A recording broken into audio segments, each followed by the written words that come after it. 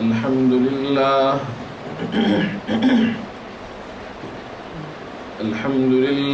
نحمده ونستعينه ونستغفره ونؤمن به ونتوكل عليه ونعوذ بالله من شرور أنفسنا ومن سيئات أعمالنا من يهده الله فلا مضل له ومن يضلله فلا هادي له ونشهد أن لا إله إلا الله وحده لا شريك له ونشهد أن سيدنا وحبيبنا ومولانا محمدا عبده ورسوله صلى الله تعالى على خير خلقه محمد وآله وأصحابه أجمعين أما بعد فأعوذ بالله من الشيطان الرجيم بسم الله الرحمن الرحيم وقال ربكم ادعوني أستجب لكم إن الذين يستكبرون عن عبادتي سيدخلون جهنم داخرين صدق الله مولانا العظيم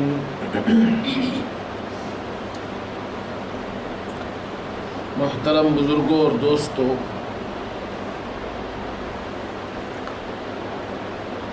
اللہ رب العزت نے اس امت کو گزشتہ تمام امتوں پر فضیلت عطا فرمائی ہے۔ اس امت کو جو آخری پیغمبر جناب محمد الرسول اللہ صلی اللہ علیہ وسلم کی امت ہے، اسے وہ خصوصیات عطا فرمائی ہے جو گزشتہ امتوں کو اللہ تعالیٰ نے عطا نہیں فرمائی۔ اس امت کے امتیازات، خصوصیات اور فضائل اللہ رب العزت نے قرآن پاک میں بھی ذکر کیے ہیں، اور حضرت صلی اللہ علیہ وسلم نے احادیث مبارکہ میں بہت سی احادیث میں اس امت کی بہت سی خصوصیات کا ذکر فرمایا ہے۔ جس طرح اللہ کو تمام انبیاء علیہ السلام محبوب ہے، لیکن تمام انبیاء علیہ السلام میں سب سے بڑی شان وہ حضرت صلی اللہ علیہ وسلم کی ہے، اسی طرح اللہ رب العزت نے آپ کی امت کو گزشتہ تمام امتوں پر فوقیت عطا فرمائی ہے۔ اس امت کی فضیلت کے لیے یہی سب سے بڑی فضیلت ہے کہ یہ حضرت صلی اللہ علیہ وسلم کی امت ہے، جس کے لیے گزشتہ پیغمبروں نے تمنائیں کی ہیں۔ اس امت کی خصوصیات میں سے بہت سی خصوصیتیں ہیں۔ حضرت خالد ربعی رحمۃ اللہ علیہ ایک بزرگ گزرے ہیں، امام قرطبی رحمۃ اللہ علیہ نے ان کا یہ قول نقل کیا ہے۔ وہ فرماتے ہیں کہ اس امت کی شان بڑی عجیب ہے۔ اللہ تعالیٰ نے اس امت کو حکم دیتے ہوئے ارشاد فرمایا ادعونی استجب لکم، تم مجھ سے دعا مانگو اور میں تمہاری دعا قبول کروں گا۔ دعا مانگنے کا حکم دیا اور دعا کی قبولیت کا وعدہ فرمایا اور کوئی شرط نہیں لگائی، درمیان میں کوئی شرط نہیں لگائی، دعا مانگو اور میں قبول کروں گا۔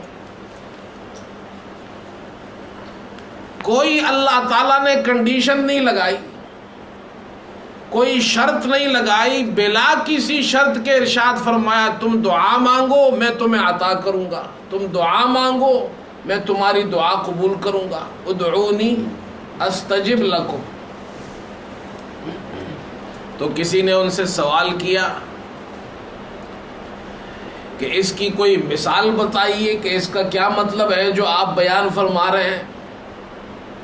فرمایا قرآن پاک میں غور کرو، اللہ تعالیٰ نے ایک جگہ ارشاد فرمایا وَبَشِّرِ الَّذِينَ آمَنُوا وَعَمِلُوا الصَّالِحَاتِ، ایمان والوں کو بشارت دیجئے، وَعَمِلُوا الصَّالِحَاتِ جو نیک عمل کرتے ہیں۔ یہاں بشارت کا حکم دیا ہے مگر ساتھ میں شرط لگائی ہے کہ وہ نیک عمل کرتے ہیں۔ دوسری جگہ اللہ تعالیٰ نے بغیر شرط کے ذکر کیا وَبَشِّرِ الَّذِينَ آمَنُوا أَنَّ لَهُمْ قَدَمَ صِدْقٍ عِنْدَ رَبِّهِمْ، ایمان والوں کو بشارت دیجئے کہ ان کے رب کے یہاں ان کا مرتبہ بہت بڑا ہے۔ یہاں عمل کی کوئی قید نہیں، کوئی شرط نہیں۔ پھر فرمایا اسی طرح اللہ تعالیٰ نے ایک جگہ ارشاد فرمایا فَادْعُوا اللَّهَ مُخْلِصِينَ لَهُ الدِّينَ، تم اللہ کو پکارو اسی کے لیے بندگی کو خاص کر کے۔ یہاں بھی اللہ نے دعا کا حکم دیا ہے لیکن اخلاص کی شرط لگائی ہے۔ لیکن اس آیت کریمہ میں اللہ تعالیٰ نے ارشاد فرمایا وَقَالَ رَبُّكُمُ ادْعُونِي أَسْتَجِبْ لَكُمْ، تمہارا رب تمہیں ارشاد فرماتا ہے کہ تم مجھ سے دعا مانگو میں تمہاری دعا قبول کروں گا، اور کوئی شرط نہیں لگائی ہے۔ اس امت کو اللہ تعالیٰ نے یہ خصوصیات عطا فرمائی ہے۔ گزشتہ امتوں کی شان یہ تھی کہ جب ان کو کوئی تقاضا پیش آتا، کوئی ضرورت ہوتی، کوئی احتیاج ہوتا، کوئی مسئلہ پیش آتا تو وہ انبیاء علیہ السلام کے پاس جاتے، ان سے درخواست کرتے کہ آپ ہمارے لیے اپنے رب سے دعا کیجیے۔ تو انبیاء علیہ السلام، گزشتہ امتوں کے انبیاء علیہ السلام، ان کے لیے اللہ تعالیٰ سے دعا فرماتے تو اللہ تعالیٰ ان کے مسائل کو حل فرما دیتے تھے۔ جبکہ اس امت کی شان یہ ہے کہ اللہ تعالیٰ نے اس امت کو خود حکم فرمایا، ارشاد فرمایا تم مجھ سے مانگو میں تمہارے مسائل حل کروں گا۔ چنانچہ قرآن پاک میں ایسی بہت سی مثالیں ہیں۔ سورہ بقرہ میں آپ نے یہ واقعہ کئی مرتبہ پڑھا ہے۔ اللہ تعالیٰ نے بنی اسرائیل کو حکم دیا کہ تم گائیں ذبح کرو۔ وہ لوگ حضرت موسیٰ علیہ السلام کے پاس آئے، حاضر ہوئے اور انہوں نے درخواست کی، اور درخواست یہ کی کہ آپ اللہ تعالیٰ سے دعا کیجئے اور اللہ تعالیٰ سے یہ دریافت فرمائیے کہ یہ گائیں کیسی ہے۔ اللہ تعالیٰ نے جب انہیں حکم دیا گائیں کے ذبح کرنے کا، اب انہوں نے یہ مسئلہ پوچھنا شروع کر دیا کہ وہ گائیں کیسی ہے، یعنی گائیں کی عمر کتنی ہے، جوان ہے یا بوڑھی ہے۔ تو خود اللہ تعالیٰ سے دعا نہیں کرتے بلکہ وقت کے پیغمبر موسیٰ علیہ السلام کے پاس حاضر ہوتے ہیں کہ آپ ہمارے لیے دعا کیجئے۔ وَقَالُوا يَا مُوسَى ادْعُ لَنَا رَبَّكَ يُبَيِّن لَنَا مَا هِيَ، موسیٰ علیہ السلام سے کہنے لگے آپ اپنے رب سے دعا کیجئے کہ وہ بیان فرما دے کہ وہ گائیں کیسی ہے، یعنی وہ گائیں جوان ہے یا بوڑھی ہے۔ موسیٰ علیہ السلام نے اللہ تعالیٰ سے دعا کی تو اللہ تعالیٰ نے ان کا مسئلہ حل کر دیا۔ فرمایا قال انہ یقول انہا بقرۃ لا فارض ولا بکر، نہ وہ گائیں جوان ہے نہ بوڑھی ہے بلکہ درمیان میں ہے۔ جب یہ مسئلہ حل ہوا تو پھر آئے دوسرا مسئلہ لے کر کہ جی ہماری ایک اور ضرورت ہے، اور وہ ضرورت یہ ہے کہ آپ اللہ تعالیٰ سے پھر دعا کیجئے کہ اللہ تعالیٰ ہمارا یہ مسئلہ حل کر دے، اور وہ یہ ہے کہ اب اللہ سے یہ پوچھئے کہ اس گائے کا رنگ کیسا ہے۔ وَقَالُوا يَا مُوسَى ادْعُ لَنَا رَبَّكَ يُبَيِّن لَنَا مَا لَوْنُهَا، موسیٰ علیہ السلام نے پھر دعا کی تو اللہ تعالیٰ نے ان کا مسئلہ حل کر دیا اور ارشاد فرمایا ان سے کہہ دو انہا بقرۃ صفراء فاقع لونها تسر الناظرین، وہ گائیں زرد ہے، گہرے رنگ کی، گہرے زرد رنگ کی ہے، دیکھنے والوں کو اچھی دکھائی دیتی ہے۔ یہ مسئلہ بھی حل ہو گیا۔ تیسری مرتبہ پھر آئے کہا جی ہمارا ایک اور مسئلہ ہے، اب آپ اللہ سے دعا کیجئے۔ وَقَالُوا يَا مُوسَى ادْعُ لَنَا رَبَّكَ يُبَيِّن لَنَا مَا هِيَ إِنَّ الْبَقَرَ تَشَابَهَ عَلَيْنَا، ہم اس گائیں کے معاملے میں شبہ میں پڑ گئے ہیں کہ وہ گائیں کام بھی کرتی ہے، اس سے کوئی کام لیا جاتا ہے یا کوئی کام نہیں لیا جاتا۔ تو اللہ تعالیٰ نے پھر ان کا مسئلہ حل کر دیا، فرمایا انہا بقرۃ لا ذلول تثیر الارض ولا تسقی الحرث، وہ گائیں کام کاج نہیں کرتی کہ اس سے کھیتی کا کام لیا جائے، اور یا جناب کھیتی میں ہل جوتنے کے کام آئے یا کھیتی کو پانی پلانے کے کام آئے، یہ کام نہیں کرتی۔ مسلمۃ لا شیۃ فیہا، وہ بے عیب گائیں ہے، اس گائیں میں کوئی نقصان نہیں، سارے اعضاء اس کے سالم ہے، اور اس میں کوئی داغ دبا نہیں ہے، پورا رنگ اس کا زرد ہے۔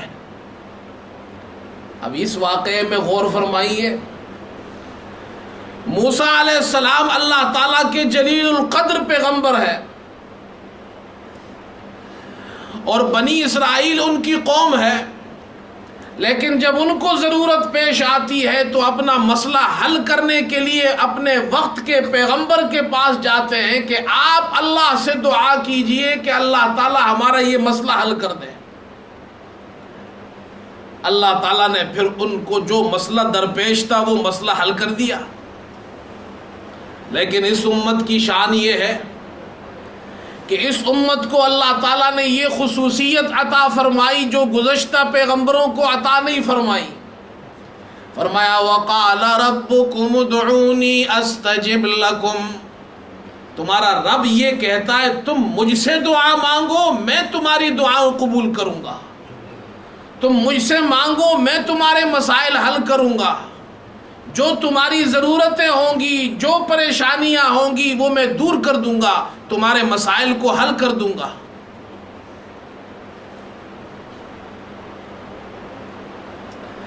اسی طرح حضرت موسیٰ علیہ السلام نے فرعون کو سمجھایا کہ تم بنی اسرائیل پہ ظلم نہ کرو، انہیں غلام نہ بناؤ، انہیں آزاد کر دو۔ حکومت وقت نے ان کی بات نہیں مانی اور بنی اسرائیل پہ ظلم و ستم ڈھانے لگے، تو اللہ تعالیٰ نے ان پر مختلف عذابات بھیجے جس کا ذکر اللہ تعالیٰ نے قرآن میں فرمایا ہے۔ سب سے پہلا عذاب اللہ تعالیٰ نے ان پر طوفان کا بھیج دیا، سیلاب آیا، بارش آئی، فَأَرْسَلْنَا عَلَيْهِمُ الطُّوفَانَ، جب طوفان آیا، بارش آئی، کھیتیاں ان کی خراب ہو گئی، باغات خراب ہو گئے، تو وہ دوڑتے دوڑتے موسیٰ علیہ السلام کے پاس آئے وَلَمَّا وَقَعَ عَلَيْهِمُ الرِّجْزُ قَالُوا يَا مُوسَى ادْعُ لَنَا رَبَّكَ بِمَا عَهِدَ عِندَكَ۔ جب ان پر عذاب آن پڑا تو موسیٰ علیہ السلام کے پاس آ کر کہنے لگے آپ اللہ سے دعا کیجئے جس کا اللہ تعالیٰ نے آپ کے ساتھ عہد کر رکھا ہے۔ جو باتیں اللہ تعالیٰ نے آپ سے ارشاد فرمائی ہیں، جو عہد اللہ تعالیٰ نے آپ سے کیا ہے، اس عہد کے ساتھ اللہ سے دعا کیجئے۔ لَإِن كَشَفْتَ عَنَّا الرِّجْزَ لَنُؤْمِنَنَّ لَكَ وَلَنُرْسِلَنَّ مَعَكَ بَنِي اسرائیل، اگر آپ نے ہم سے یہ عذاب دور کر دیا تو ہم ایمان بھی لے آئیں گے، بنی اسرائیل کو بھی چھوڑ دیں گے۔ اب پھر مسئلہ پیش آیا ان کو، جب عذاب الہی آیا، عذاب الہی کو دور کرنے کے لیے فرعون اور اس کے ماننے والے اور حکومت وقت کو مسئلہ پیش آیا تو موسیٰ علیہ السلام سے کہتے ہیں آپ ہمارے لیے اپنے رب سے دعا کیجئے۔ تو پیغمبر ہوتا ہے، پیغمبر کا دل بہت بڑا ہوتا ہے، باوجود ہے کہ حکومت ان کے خلاف ہے، باوجود ہے کہ وہ ان کو ستاتی ہے اور بنی اسرائیل پہ ظلم و ستم ڈھا رہی ہے، لیکن جب وقت کی حکومت پیغمبر کے سامنے آ کر یہ کہہ دے کہ عذاب آ گیا ہے، آپ اللہ سے دعا کیجئے، موسیٰ علیہ السلام نے دعا کی، اللہ تعالیٰ نے وہ طوفان ہٹا دیا۔ اب بجائے ایمان لانے کے جو وعدہ انہوں نے کیا تھا وہ توڑ دیا، تو اللہ تعالیٰ نے ان پر دوسرا عذاب بھیج دیا۔ فَأَرْسَلْنَا عَلَيْهِمُ الطُّوفَانَ وَالْجَرَادَ، طوفان کے بعد اللہ تعالیٰ نے ٹڈی دل کا عذاب بھیج دیا، ٹڈیاں ان پر آ گئی، ایسی ٹڈیوں کی فوج آ گئی، اور جو کھیت تھے ان کی کھیت لہلہا رہے تھے وہ سارے کے سارے کھیتوں کو کھا گئی۔ اب وہ پھر پریشان ہو گئے، پھر موسیٰ علیہ السلام کے پاس آئے کہ جی یہ عذاب ہم پر آ گیا ہے، ہماری ساری کھیتیاں برباد ہو رہی ہے، آپ اللہ سے دعا کیجئے کہ اللہ اس عذاب کو دور کر دے، اور یہ عذاب دور ہو جائے گا تو ہم ایمان بھی لے آئیں گے اور آپ کی اس قوم کو بھی چھوڑ دیں گے۔ موسیٰ علیہ السلام نے پھر دعا کی، اللہ تعالیٰ نے دعا قبول فرمائی، یہ عذاب بھی ختم ہوا، مگر وہ اپنی گزشتہ روش کے مطابق ایمان نہیں لائے، نہ انہوں نے قوم کو آزاد کیا۔ اللہ تعالیٰ نے پھر تیسرا عذاب ان پہ بھیجا، فَأَرْسَلْنَا عَلَيْهِمُ الطُّوفَانَ وَالْجَرَادَ وَالْقُمَّلَ، قمل کہتے ہیں چچڑیوں کو، یا اس سے مراد جوئیں ہیں جو بالوں میں ہو جاتی ہیں، اور یا اس سے مراد وہ کیڑا ہے جو گندم کو کھا جاتا ہے۔ اب یہ عذاب آ گیا ان پر، وہ جو گندم انہوں نے رکھی تھی، سٹور کی ہوئی تھی، ان سارے گندم کو وہ کیڑے لگ گئے، سارے گندم خراب ہونے لگی۔ جب یہ عذاب ان پر آیا تو پھر دوڑتے آئے، آپ اللہ تعالیٰ سے دعا کیجئے کہ اللہ اگر یہ عذاب دور کر دے تو ہم ایمان بھی لے آئیں گے، بنی اسرائیل سے غلامی کا طوق بھی اتار دیں گے۔ موسیٰ علیہ السلام اللہ کے جلید القدر پیغمبر ہے، قوم پر پھر ترس آیا ان کو، اور پھر دعا کی، اللہ تعالیٰ نے وہ عذاب بھی ہٹا لیا، ایمان پھر بھی نہیں لائے۔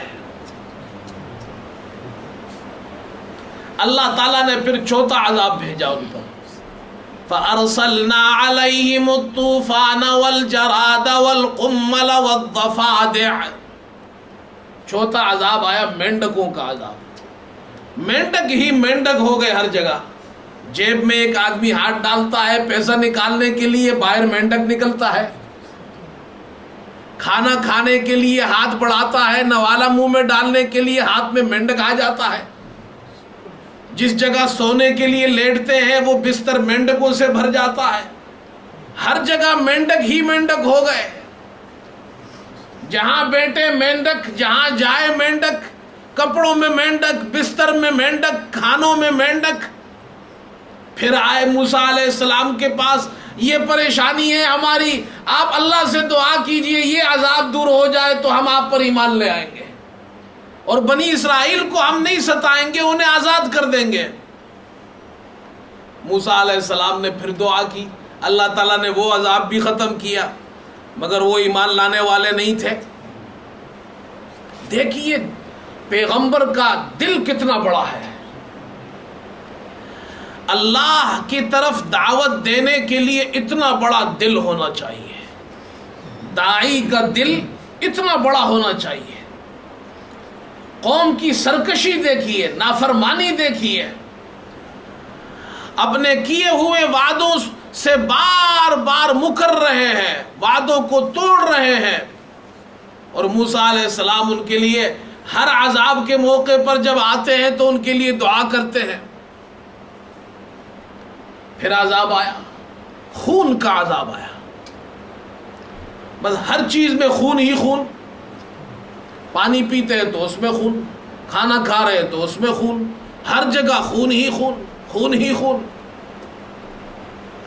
پھر آئے وَقَالُوا يَا مُوسَى ادْعُ لَنَا رَبَّكَ بِمَا عَهِدَ عِندَكَ لَئِن كَشَفْتَ عَنَّا الرِّجْزَ لَنُؤْمِنَنَّ لَكَ وَلَنُرْسِلَنَّ مَعَكَ بَنِي إِسْرَائِيلَ. آپ اللہ سے دعا کیجئے اور یہ عذاب ختم ہو جائے، ہم آپ پر ایمان بھی لے آئیں گے، بنی اسرائیل کو بھی آپ کے ساتھ ہم چھوڑ دیں گے. موسیٰ علیہ السلام نے دعا کی، وہ عذاب بھی ختم ہو گیا، ایمان نہیں لائے، یہاں تک کہ اللہ تعالیٰ نے فرعون کو اس کے لشکر سمیت آخر کار پانی میں غرق کر دیا. یہ واقعات اللہ تعالیٰ نے قرآن پاک میں ذکر کیے ہیں کہ گزشتہ امتوں کو جو مسائل پیش آتے تھے وہ وقت کے پیغمبر کے پاس آ کر درخواست کرتے تھے کہ آپ اللہ سے دعا کیجئے کہ اللہ تعالی ہمارے یہ مسائل حل فرما دے، یہ پریشانی دور کر دے، یہ عذاب دور کر دے. لیکن اس امت کی خصوصیت یہ ہے کہ اللہ تعالیٰ نے سرکار دو عالم صلی اللہ علیہ وسلم کی امت سے ارشاد فرمایا تم ہم سے مانگو، ہم تمہارے سارے مسائل حل کر دیں گے. وَقَالَ رَبُّكُمُ ادْعُونِي أَسْتَجِبْ لَكُمْ. کتنی بڑی شان ہے اس امت کی، کتنا بڑا مقام ہے اس امت کا. اللہ تعالیٰ نے اس امت کو یہ شان عطا فرمائی ہے، یہ مقام عطا فرمایا ہے کہ اللہ تعالیٰ نے ان سے خود فرمایا تم مجھ سے دعا کیا کرو، مجھ سے مانگا کرو، جو مانگو گے میں تمہیں تمہاری اس حاجت کو پوری کر دوں گا. میرے دوستو، دعا میں اللہ تعالیٰ نے بہت بڑی طاقت رکھی ہے. دعا میں اللہ تعالیٰ نے ہمارے لیے نفع رکھا ہے. دعا بڑے فائدے اور نفع کی چیز ہے. دعا ہی وہ عبادت ہے، دعا وہ عمل ہے کہ جس کے کرنے سے اللہ تعالیٰ اپنے بندوں پر رحم فرماتا ہے. دعا کی شان یہ ہے کہ اللہ تعالیٰ کے سامنے جب ہاتھ اٹھاتا ہے بندہ تو اللہ تعالیٰ اپنا عذاب دور کر دیتا ہے. دعا کا مقام یہ ہے کہ بیمار ہاتھ اٹھائے اللہ تعالیٰ اسے شفا عطا فرما دیتا ہے. دعا کی شان یہ ہے کہ پریشانی میں ہو تو اللہ تعالیٰ پریشانی دور کر دیتا ہے.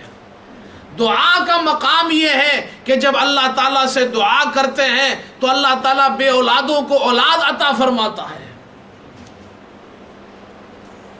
قرآن پاک میں اللہ تعالیٰ نے دعا کے مختلف مواقع میں جو دعائیں مانگی گئی ہیں ان کا ذکر کیا ہے اور ہمیں یہ سمجھایا ہے تمہیں بھی جو مسئلہ ہو وہ مجھ سے مانگو.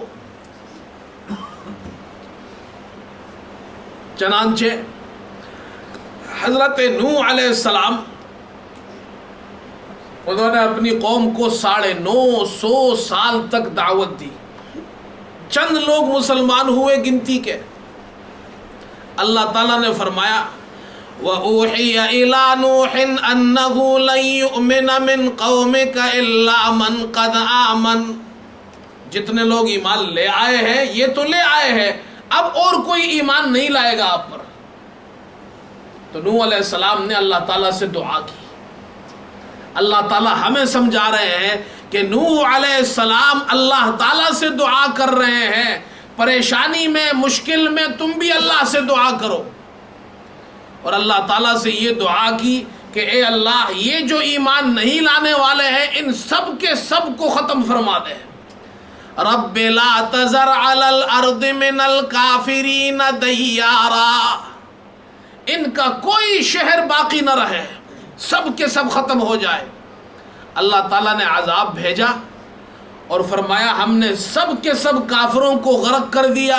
نوح علیہ السلام کے ساتھ جو کشتی میں تھے اللہ تعالیٰ نے ان سب کو اس عذاب سے بچا لیا. اب یہ ہمیں اللہ تعالیٰ سمجھا رہے تم بھی تکلیف میں ہو، مشکل میں ہو، ہم سے دعا کرو، ہم تمہاری مشکل دور کر دیں گے.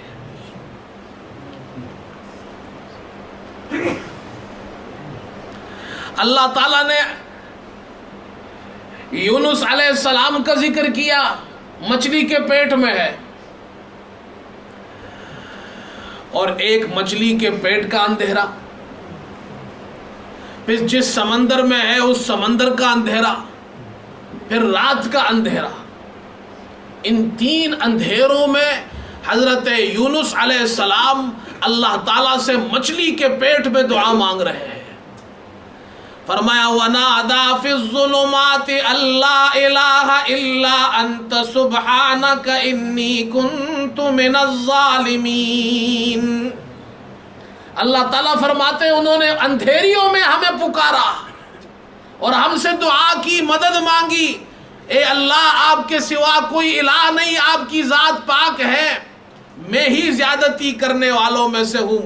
اللہ تعالیٰ نے ان کی دعا قبول فرمائی اور مچھلی کے پیٹ سے ان کو نجات عطا فرمائی. تم ہم سے مانگو، ہم بھی تمہاری تکالیف سے، مشکلات سے تمہیں نجات عطا فرمائیں گے. ایوب علیہ السلام اللہ کے پیغمبر ہے، بیمار ہو گئے، اور جب بیماری بہت زیادہ حد سے بڑھ گئی تو انہوں نے اللہ تعالیٰ سے دعا کی. وَأَيُّوبَ إِذْ نَادَى رَبَّهُ أَنِّي مَسَّنِيَ الضُّرُّ وَأَنْتَ أَرْحَمُ الرَّاحِمِينَ. ایوب نے اللہ تعالیٰ کو پکارا، اپنے رب سے دعا کی، اے اللہ بڑی تکلیف پہنچی ہے، تو رحم کرنے والا ہے. فَاسْتَجَبْنَا لَهُ فَكَشَفْنَا مَا بِهِ مِن ضُرٍّ. اللہ فرماتے ہم نے ایوب علیہ السلام کی دعا قبول کی اور جو تکلیف اور بیماری تھی وہ تکلیف ہم نے ان سے دور کر دی. جو مال گیا تھا وہ اور مل گیا، جو اولاد ختم ہو چکی تھی، مر چکی تھی، اللہ تعالیٰ نے انہیں مزید اولاد عطا فرمائی اور ان سے جتنی تھی ان سے ڈبل عطا فرمائی. زکریا علیہ السلام اللہ کے پیغمبر ہیں، بوڑھے ہو گئے، عورت بیوی بانجھ ہے، خود بوڑھے ہیں. بی بی مریم کو دیکھا کہ ان کے پاس بے موسم کے پھل ہے تو اللہ سے فوراً دعا مانگنے لگے، ہاتھ اٹھائے. اور وَزَكَرِيَّا إِذْ نَادَى رَبَّهُ رَبِّ لَا تَذَرْنِي فَرْدًا وَأَنْتَ خَيْرُ الْوَارِثِينَ. اے اللہ تو مریم کو بغیر موسم کے پھل دے سکتا ہے، مجھ بوڑھے کو بغیر موسم کے بچہ بھی دے سکتا ہے. اللہ سے دعا مانگی، اللہ تعالیٰ نے ان کو بیٹا عطا فرمایا اور بیٹے کا نام بھی اللہ نے رکھا. فرمایا ہم تمہیں بیٹا بھی دیتے ہیں. وَوَهَبْنَا لَهُ يَحْيَىٰ وَأَصْلَحْنَا لَهُ زَوْجَهَا. ان کی بانجھ بیوی کو اللہ نے ٹھیک کر دیا، ان کی بانجھ پن کو دور کر دیا، ان کو بیٹا عطا فرمایا، نام ان کا یحییٰ رکھا.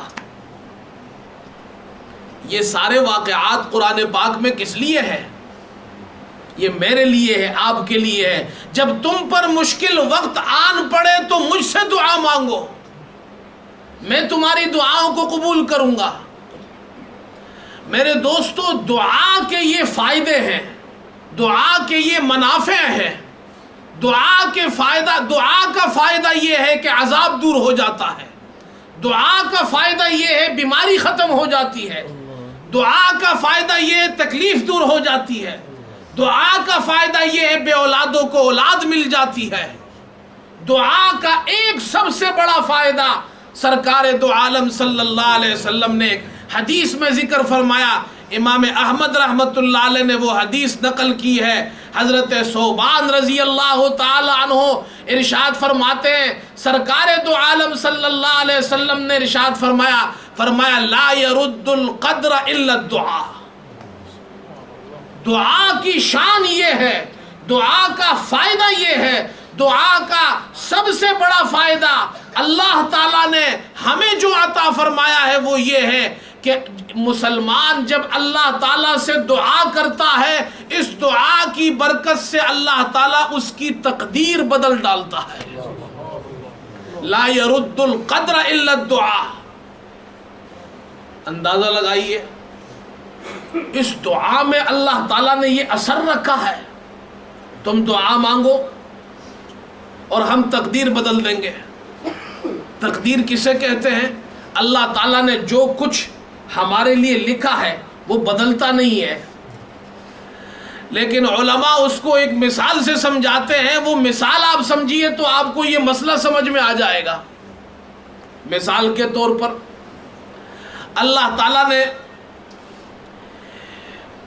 تقدیر میں لکھا ہے کہ زید کی عمر 60 سال ہوگی اگر وہ فلاں نیک عمل کرے گا، مثال کے طور پر حج کرے گا، مثال کے طور پر زید کوئی نیک کام کرے گا، یا مثال کے طور پر زید ہم سے دعا مانگے گا تو اس کی عمر 60 سال ہوگی، اور اگر اس نے یہ کام نہیں کیے تو اس کی عمر 40 سال ہوگی۔ اب اگر وہ اس نیک عمل کو کرتا ہے تو اللہ تعالیٰ اس کی عمر 60 سال کر دیتا ہے، اگر وہ اس نیک عمل کو نہیں کرتا ہے تو اس کی عمر 40 سال ہو جاتی ہے۔ یہ اللہ تعالیٰ نے نظام بنایا۔ اسی طرح اللہ پاک نے دعا میں یہ اثر رکھا ہے کہ کوئی عذاب آتا ہے، بیمار ہو جاتا ہے، کوئی شخص تکلیف میں مبتلا ہو جاتا ہے، کوئی قوم عذاب میں مبتلا ہو جاتی ہے، کسی قوم پر کوئی فتنہ آتا ہے اور وہ لوگ اللہ سے دعا کرتے ہیں تو اللہ تعالیٰ اس دعا کی برکت سے جو اللہ تعالیٰ نے ان کے لیے تقدیر میں لکھا ہوتا ہے وہ اللہ تعالیٰ اس دعا کی برکت سے ختم فرما دیتا ہے۔ دعا میں اللہ نے یہ شان رکھی ہے، اور بہت سی احادیث میں حضور پاک علیہ السلام نے اس مسئلے کو ذکر کیا ہے۔ امام حاکم نے ایک روایت نقل کی ہے حضرت عائشہ صدیقہ رضی اللہ تعالی عنہا سے، وہ فرماتی ہے سرکار دو عالم صلی اللہ علیہ وسلم نے ارشاد فرمایا لا یغنی حذر عن قدر۔ یہ بڑا عجیب جملہ ہے، عرب لوگ تو اس کو سمجھتے ہیں لیکن آپ حضرات کو سمجھانا پڑے گا۔ اللہ تعالیٰ نے تقدیر میں جو کچھ لکھ دیا ہے، انسان کچھ بھی کر لے وہ تقدیر مٹتی نہیں ہے، ختم نہیں ہوتی۔ حذر عربی زبان میں کہتے احتیاط کو، بچاؤ کو۔ اللہ تعالیٰ نے کسی انسان کے لیے تکلیف رکھی ہے، وہ کتنا ہی بچاؤ کا راستہ اختیار کرے اسے وہ تکلیف ضرور پہنچتی ہے۔ لا یغنی حذر عن قدر۔ ایک انسان کو اللہ تعالیٰ نے لکھا ہے کہ وہ فلاں وقت مرے گا، اور اس کی بہت بڑی حکومت ہو، بہت بڑا لشکر ہو، وہ اپنی موت سے بچ نہیں سکتا ہے۔ تکلیف بیماری رکھی ہے، کتنا ہی احتیاط کرے وہ تکلیف بیماری اسے پہنچے گی۔ کسی کے لیے نقصان رکھا ہے اللہ تعالیٰ نے، وہ بچاؤ اور کہ کتنی ہی تدابیر اختیار کرے وہ نقصان اسے ضرور پہنچے گا۔ لا یغنی حذر عن قدر۔ تقدیر میں اللہ نے جو لکھا ہے وہ ہو کر رہتا ہے، چاہے وہ احتیاط کرے، چاہے وہ بچاؤ کرے، چاہے اپنے آپ کو پروٹیکشن دے، چاہے ہزاروں لوگ اس کی حفاظت کرنے والے ہو، لیکن اللہ نے جب تقدیر میں لکھا ہے وہ ہزاروں لوگ اسے نہیں بچا سکتے ہیں۔ لیکن پھر سرکار دو عالم صلی اللہ علیہ وسلم نے ارشاد فرمایا وَالدُّعَاءُ يَنْفَعُ مِمَّا نَزَلَ وَمِمَّا لَمْ يَنزِلْ، جو بلا اور مصیبت اتری ہے اور جو نہیں اتری ہے ان تمام بلاؤں کو دور کرنے والی چیز اگر ہے تو وہ دعا ہے۔ اور پھر آپ نے ایک مثال سے سمجھایا کہ اوپر سے اللہ تعالیٰ کوئی پریشانی اور کوئی بلا اور مصیبت کسی قوم پر بھیجتا ہے، فَإِنَّ الْبَلَاءَ يَنْزِلُ، اللہ کے طرف سے کوئی مصیبت نازل ہوتی ہے، فَيَلْقَاهُ الدُّعَاء، اوپر سے پریشانی آ رہی ہے، بلا آ رہی ہے، مصیبت آ رہی ہے، نیچے اللہ کے بندے دعائیں کرتے ہیں تو یہ دعا اوپر کی طرف سفر شروع کر دیتی ہے، اوپر سے بلا اتر رہی ہے، نیچے سے دعا چڑھ رہی ہے، پرواز کر رہی ہے۔ اور یہ میرے الفاظ نہیں، سرکار دو عالم صلی اللہ علیہ وسلم کے الفاظ ہیں، فَيَعْتَلِجَانِ إِلَى يَوْمِ الْقِيَامَةِ، یہ دعا اور اس بلا کا آپس میں ٹکراؤ ہو جاتا ہے، ٹکراؤ ہو جاتا ہے، فَيَعْتَلِجَانِ، یہ آپس میں ٹکرا جاتے ہیں۔ بلا کوشش کرتی ہے نیچے آنے کی اور دعا کوشش کرتی ہے اس کو نیچے نہ آنے کی، اس کو روکنے کی۔ یہ لڑائی اس دعا میں اور بلا میں چلتی رہتی ہے۔ فَيَعْتَلِجَانِ إِلَى يَوْمِ الْقِيَامَةِ، سرکار دو عالم صلی اللہ علیہ وسلم نے ارشاد فرمایا یہ لڑائی قیامت تک چلتی رہے گی لیکن بلا نیچے نہیں آئے گی۔ یہ شان اللہ نے رکھی ہے دعاؤں میں۔ جب ہمارے لیے اللہ تعالیٰ نے اتنی بڑے کام کی چیز عطا فرمائی ہے اور ہم اس سے غافل ہیں۔ میرے دوستو، آج امت پریشان ہے، امت مسلمہ پریشان ہے، ہر طرف آگ لگی ہوئی ہے، مسلمانوں کا خون بہایا جا رہا ہے، روزانہ جنازے اٹھ رہے ہیں، چھوٹے چھوٹے معصوم بچے قتل ہو رہے ہیں، راستوں پر خون بہہ رہا ہے، پانی سے زیادہ خون مسلمان کا ارزان ہو چکا ہے، مساجد جلائی جا رہی ہیں، ظلم و ستم کا بازار گرم ہے، فساد ہی فساد نظر آتا ہے، ایسا ظلم جو آنکھوں نے نہیں دیکھا، ایسا فساد جو ہم نے کبھی پہلے نہیں سنا تھا، ایسا ظلم دنیا کے بہت سے ممالک میں ہو رہا ہے۔ کیا ہم اور آپ سنتے نہیں ہیں؟ کیا ہم بہرے ہو چکے ہیں؟ کیا ہم اور آپ دیکھتے نہیں ہیں؟ اندھے ہو چکے ہیں؟ کیا ہم اور آپ محسوس نہیں کرتے؟ ہمارے سینے میں دل باقی نہیں رہا؟ کیا ہمارے اس سر میں عقل اور دماغ نام کی کوئی چیز نہیں ہے؟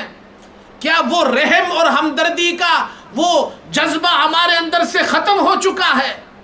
کیا ہم انسان کے بجائے پتھر بن چکے ہیں جو کسی کا درد محسوس نہیں کرتے، جو کسی کے پریشانی پر ہمیں افسوس نہیں ہوتا ہے، ہماری آنکھوں سے آنسو نہیں بہتے ہیں، آنکھیں ہماری خشک ہو چکی ہے، دل ہمارا مردہ ہو چکا ہے، احساس نام کی کوئی چیز ہم میں باقی نہیں رہی ہے، اور ظلم و ستم کا بازار گرم ہے، جنازے اٹھ رہے ہیں، بچے رو رہے ہیں، عورتیں بیوہ ہو رہی ہے، بچے یتیم ہو رہے ہیں، جوانوں کو ختم کیا جا رہا ہے، قتل کیا جا رہا ہے۔ اور وہ مصر میں تو فرعون کا ظلم تازہ ہو رہا ہے۔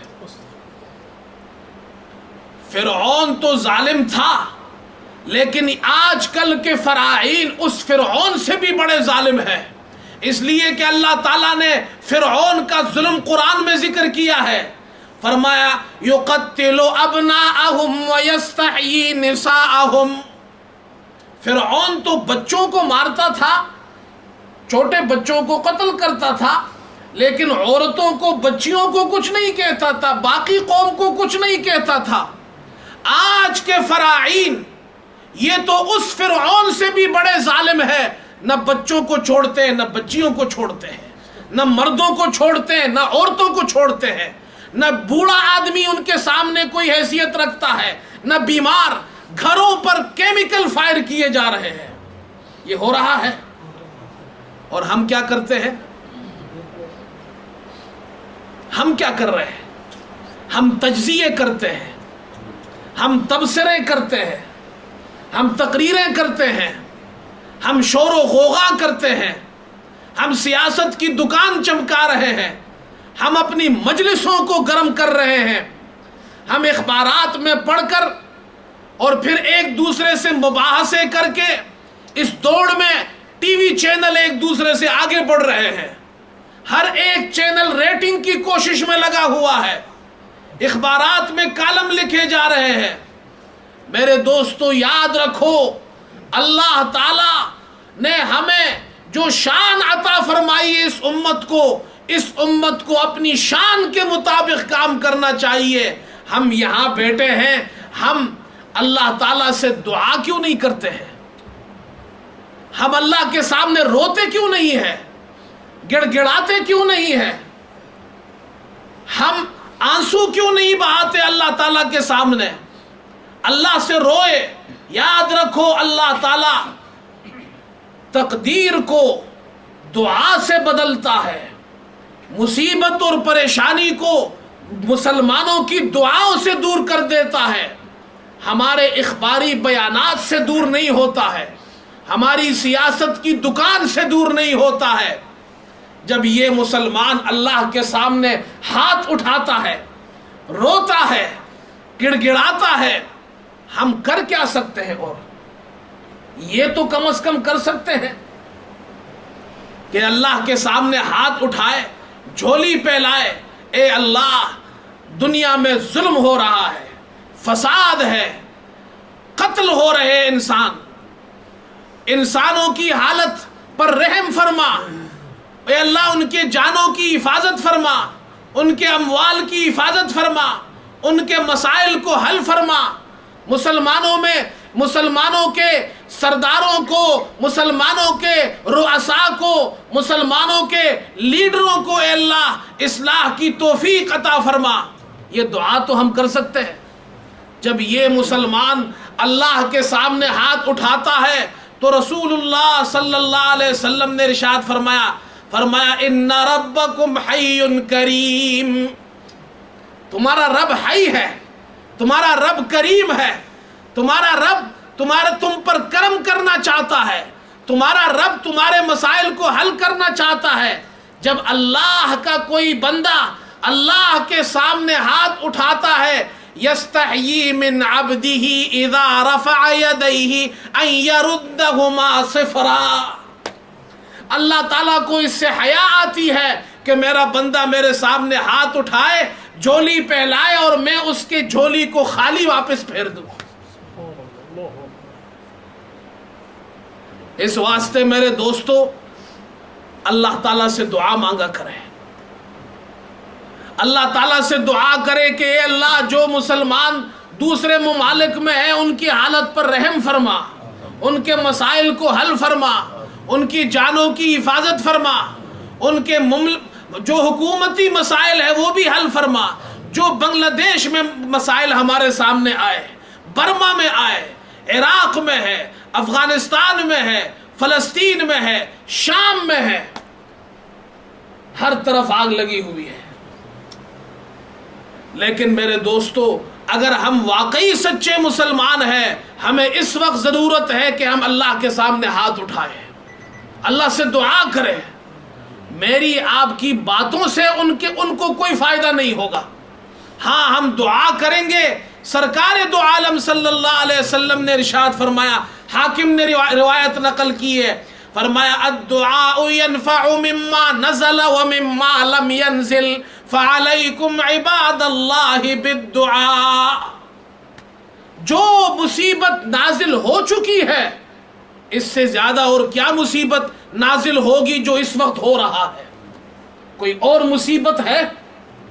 اور آپ نے فرمایا جو مصیبت نازل ہو چکی ہو یا نازل نہ ہو چکی ہو، ایمان والو دعا تمہیں نفع دے گی، تمہاری مصیبت دور کرے گی۔ تم اللہ سے دعا کرو، کوشش کرو، اللہ کے سامنے ہاتھ پھیلاؤ، راتوں کو اٹھو، اللہ کے سامنے گڑ گڑاؤ، اللہ کے سامنے آنسو بہاؤ۔ 1.5 بلین مسلمان دنیا میں ہیں یا اس سے بھی زیادہ ہے. جب 1.5 بلین مسلمان رات کو اللہ کے سامنے ہاتھ اٹھائیں گے تو اللہ تعالیٰ ان کی جھولیوں کو بھرے گا نہیں. لیکن 1.5 بلین مسلمان وہ جناب کیا ہے تجزیے کرنے لگ جائے, تبصرے کرنے لگ جائے, جب ان کے ہاتھ اللہ کے سامنے اٹھنے سے رک جائے, جب ان کے سر سجدہ کرنے سے رک جائے, جب اللہ کے در پر آنے سے مسلمان رک جائے, جب اللہ کے سامنے گڑ گڑانے سے 1.5 بلین مسلمان اللہ کے سامنے عاجزی نہ کرے, اللہ سے مدد نہ مانگے, اللہ کے سامنے آنے کو کچھ مسئلے کا حل نہ سمجھے, تو پھر یاد رکھے 1.5 بلین مسلمان جو بھی کر لے اللہ ان کے مسائل کو حل نہیں کرے گا. مسائل کو حل کرنے والا اللہ ہے. اس لیے میرے دوستو اللہ سے مانگو, دعائیں کرو, خاص طور پر فرض نماز کے بعد دعا کرو, اور تہجد میں اٹھو تو اللہ سے دعا کرو, اس وقت دعائیں قبول ہوتی ہے. اللہ تعالی ہم سب کو عمل کی توفیق عطا فرمائے. وآخر دعوانا الحمدللہ رب العالمین.